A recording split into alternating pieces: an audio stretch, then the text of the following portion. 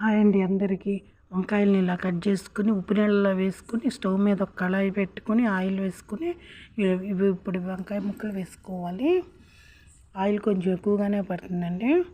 ఇలా ముక్కలు వేయించుకొని పక్కకి పెట్టుకోవాలి.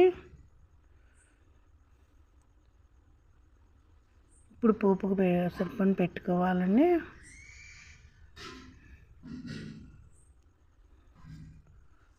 రెండు స్పూన్ల ఆయిల్ అయితే సరిపోతుంది.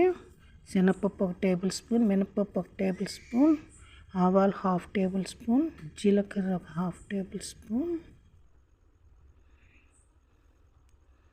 2 ఆనియన్స్ పెద్దవి తరుగు, 4 పచ్చిమిర్చి పొడవుగా వేసుకుంటే బాగుంటాయి, కరివేపాకు 4 రెమ్మలు,